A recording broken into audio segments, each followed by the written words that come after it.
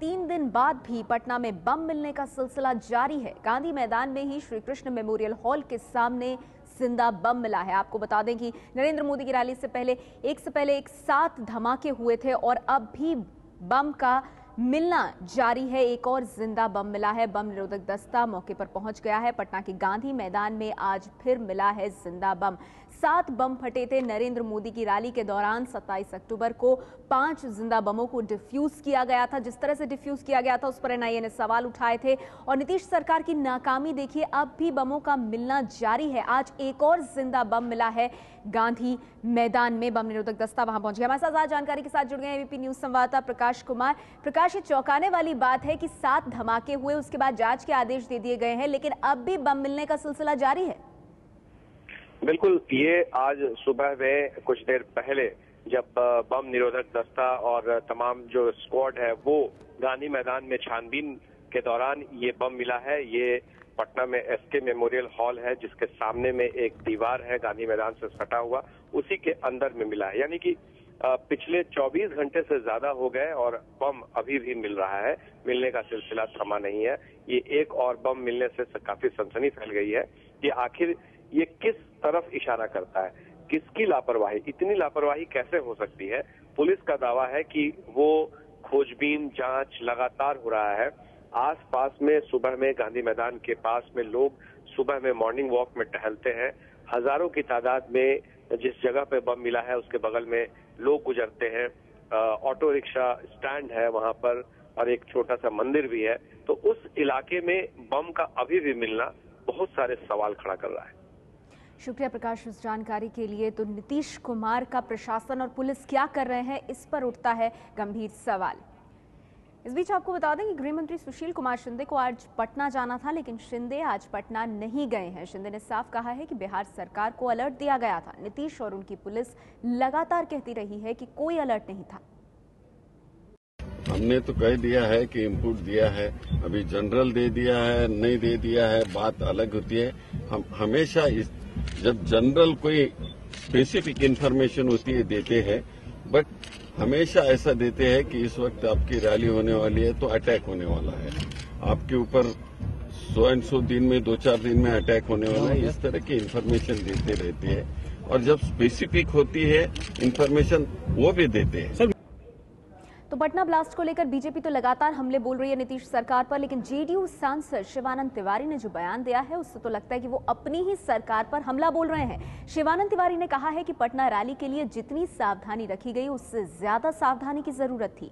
मोदी पर खतरे को देखते हुए और ज्यादा सावधानी रखनी चाहिए थी। हमारे साथ जेडीयू के वरिष्ठ नेता शिवानंद तिवारी जी, उनसे बात करते हैं। शिवानंद जी, जो रैली हुई है उसमें जब धमाके हुए तो उसके बाद जो ठीक प्रेस कॉन्फ्रेंस की मुख्यमंत्री ने, उन्होंने कहा कि हमारे पास कोई भी इंटेलिजेंस इनपुट नहीं था कि इस तरह की घटना हो सकती है। लेकिन अगले ही दिन 23 अक्टूबर के दिन एक अलर्ट का खुलासा हुआ और अब प्रशासन कह रहा है कि साहब जो इनपुट थे वो स्पेसिफिक नहीं थे। इंटेलिजेंस एजेंसियां जो इनपुट देती हैं वो इसी तरह के देती हैं, कोई स्पेसिफिक इनपुट कई बार नहीं मिलते हैं। तो क्या प्रशासन को और ज्यादा अलर्ट नहीं रहना चाहिए था? देखिए, हमने भी चीफ मिनिस्टर का प्रेस कॉन्फ्रेंस सुना था और उन्होंने जो कहा था जिसको आप दोहरा रहे हैं, हमको इसके बारे में कोई विस्तार से जानकारी नहीं। इनपुट मिला था या नहीं मिला था, इनपुट भेग था या स्पेसिफिक था, इसके बारे में हम कोई बात नहीं बता सकते। लेकिन सावधानी तो होनी चाहिए थी, इसमें कहीं हमको कोई शुबा नहीं है। नरेंद्र मोदी जी का जिस ढंग का इमेज बना हुआ है उसमें सब लोग इस बात को जानते हैं कि उनके ऊपर खतरा हो सकता है। उस बात को मद्देनजर हम ये कह सकते हैं कि और सावधानी की जरूरत थी। जितनी सावधानी बरती गई उसमें और ज्यादा सावधानी की जरूरत थी। और इसके अलावे हमको लगता है कि भारतीय जनता पार्टी के लोगों को भी बिहार सरकार पर उस तरह का भरोसा नहीं था। इन लोगों ने प्राइवेट एजेंसी को भी सिक्योरिटी के तौर पर बहाल किया था। तो बीजेपी ने अपने तई जो सिक्योरिटी एजेंसी का व्यवस्था किया था, बिहार सरकार ने, जो कि दोनों की फेलियर है, इसमें अकेले बिहार सरकार के ही फेलियर नहीं है, दोनों की फेलियर है। लेकिन अंततोगत्वा जवाबदेही जो है वो तो सरकार के ऊपर आती है, सरकार की प्राथमिक जवाबदेही है सुरक्षा प्रदान करना।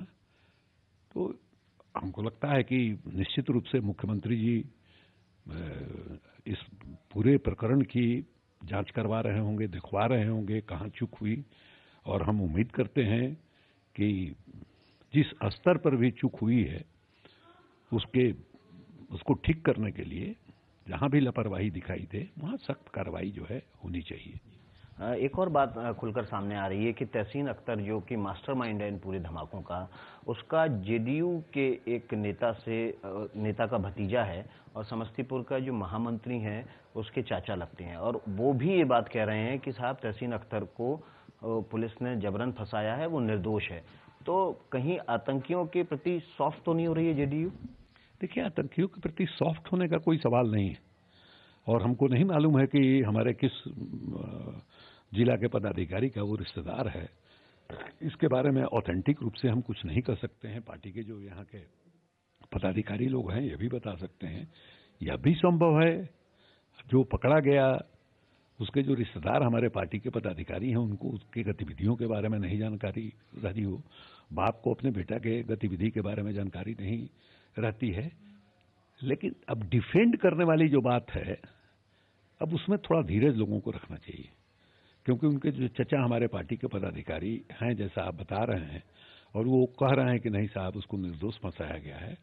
उनको क्या पता घर के बाहर लड़का जाकर के किन लोगों के संगति में रहता है, क्या उसकी गतिविधि है, इसकी जानकारी माँ बाप को नहीं होती है तो चचा को क्या होगी। इसलिए उनको भी थोड़ा धीरज रखना चाहिए, और जो पुलिस का इन्वेस्टिगेशन हो रहा है उस इन्वेस्टिगेशन में क्या एविडेंस आ रहा है, क्या तथ्य आ रहा है, इसका इंतजार करना चाहिए। उसके बाद जो है लोगों को भोगना चाहिए।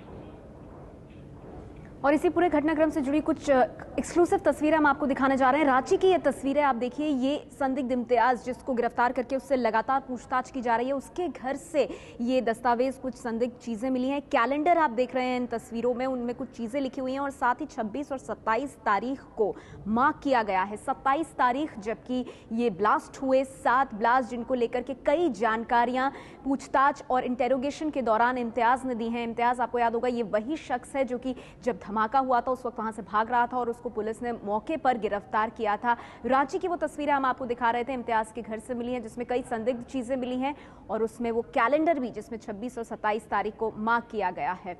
तो ये जो पूरा घटनाक्रम है इसमें लगातार बीजेपी सवाल उठा रही है नीतीश सरकार पर। नीतीश सरकार के जो नेता हैं जेडीयू सांसद शिवानंद तिवारी वो सवाल उठा रहे हैं सरकार की चाक चौबंदी पर, और ये अब लगातार तस्वीर साफ हो रही है। तो इम्तियाज के घर का सर्च किया गया है, जांच पड़ताल, और उसमें आतंकी के घर की तस्वीरें आप देख रहे हैं। संदिग्ध आतंकी इम्तियाज जो कि पुलिस की गिरफ्त में है, पुलिस उससे लगातार पूछताछ कर रही है, उसने कई खुलासे किए हैं और उसके घर से कुछ संदिग्ध चीजें मिली हैं। ये कैलेंडर आप देख रहे हैं, ये कैलेंडर जिसमें 26 और 27 तारीख को बाकायदा मार्क किया गया है। 27 अक्टूबर वो तारीख जब नरेंद्र मोदी की रैली से पहले पटना के गांधी मैदान में हुए थे 6 धमाके, कुल पटना में हुए 7 धमाके। पटना में जो हुआ वो पुलिस और राज्य सरकार की नाकामी का ही नतीजा था। लाखों की भीड़ पटना में थी, लेकिन सुरक्षा के इंतजाम ना के बराबर थे। ना तो हादसे के बाद लोगों के अस्पताल पहुंचने के लिए गांधी मैदान में एम्बुलेंस थी, और ना ही कोई बम निरोधक दस्ता जो जिंदा मिले बमों को डिफ्यूज कर पाता।